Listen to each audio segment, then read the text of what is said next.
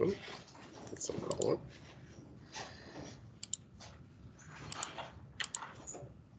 All right.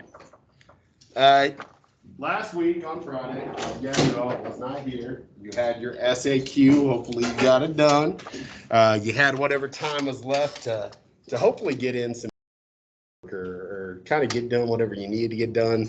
Like I said, those 4 assignments that were, intended for you to kind of make up on Friday, those are dead now. They are not active in Canvas any longer, so I won't be accepting those. But, there's still everything obviously moving forward. If you did not do the SAQ on Friday, please get it in as soon as possible. You may have a chance to do it in class today. If you can get it to me today before midnight, 11:59, it's only 20 points off, which really is not that bad. Remember, it's open note. It's pretty straightforward. Just be specific. Use the ACE format. As far as grades are concerned, everything is up to date with the exception of the SAQ. I have not graded that. That's going to be getting graded throughout the week. Tonight, you have something that is due. First check of the 6 weeks. That link has been open since last week.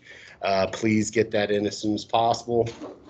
Kind of the same deal. If you finish today's assignment early enough, you may have a chance to work on that in class if you need to. But as long as you get that done before 11:59, you will be in good shape. A couple other announcements. I told you last week about the personal progress check quiz in AP Classroom. I'm going to open that up here in just a few minutes. It is 15 questions, I believe.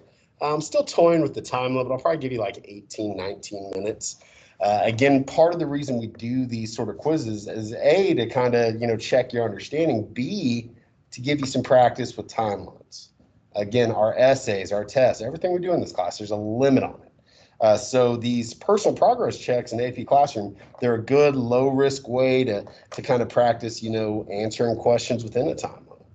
Again, if you can get that done this week, because it is going to close on Friday at 11:45 p.m., I will give you 5 points just for logging in and doing it and submitting it within the time limit. Then every question you get correct, I'll give you an additional point. So there's 20 possible points there. And especially if you were struggling or for some reason you didn't turn in your DBQ essay, which was a test grade, you're going to want to, utilize every extra opportunity you have. So that is extra points. I highly recommend you do it. I think it could help you out, but I'll leave that up to you. On Wednesday, we are going to have another test grade. We're going to have our Unit 3 and 4 DCA. It is multiple choice, 25 questions. I've got to double check the time. I want to say maybe it's 35 minutes, 30 or 35 minutes, something like that. Again, it covers Unit 3, the land-based empires. It covers Unit 4, which we just wrapped up, or we're actually wrapping up today, your maritime empires and your kind of interconnectedness of the world that we've talked about between 1450 and 1750. Originally, I was going to give you a test review today as like an extra grade, but I'm looking at the grade book and we've got a decent amount of grades and there's still some stuff coming up. So rather than make this a grade in and of itself, we're going to do a little review thing tomorrow. That is going to be for your notebook, for your next notebook check. So it's not going to be its own standalone grade, but it is something you're going to need to do. But honestly, if you're here tomorrow and you pick something, you should be able to finish in class tomorrow. It should give you a good indication of some of the stuff you need to study for the test on Wednesday, and it will, of course, contribute to your second and final notebook check of the 6 weeks. Today, we're wrapping up our time period of 1450 to 1750, and we are going to be doing a little reading, a little book work. We kind of average this once a week or two. This particular reading comes from the new AMSCO book, our modern AMSCO book, and there are 2 chapters you're going to be going through. Now, the good news is the chapters are really short. They're like 3 or 4 pages each. They're very, very easy to read. And rather than having you do like the section summaries like I usually do, I decided today, let's just do a little bit of vocab, some terms, some names, some people, some events you need to at least be somewhat familiar with because they could show up on the test on Wednesday. They could show up down the line. So our first chapter you're going to be reading, chapter 4.6 is page 243 to 247. The file is underneath this in Canvas. This is over challenges to state power. Okay, during this time period, you've got all these new land-based empires. You've got all these new maritime powers. Well, not everybody liked being ruled over by them. Sometimes within their own, you had internal kind of challenges to the power of the state, of the government. Sometimes you had external powers, outside forces. Maybe people in the colonies also challenging this sort of rule. Again, a lot of the stuff you're going to read about here is a precursor to some of the later wars of independence we'll talk about in our next time period, 1750 and 1900. This is new material by and large. There's a couple things that maybe you've been exposed to before, but for the most part, God, I can't talk. This is going to be new material. The second chapter, that is more or less review.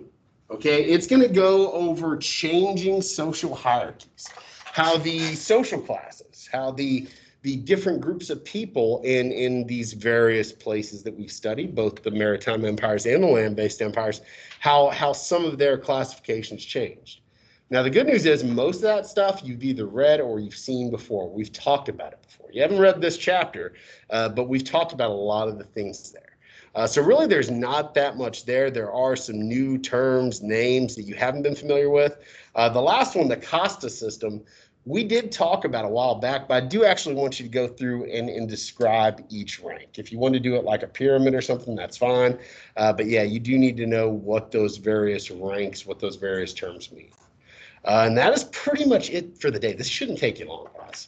If you look at the reading, you've got maybe 7-8 pages to read. It is all in order.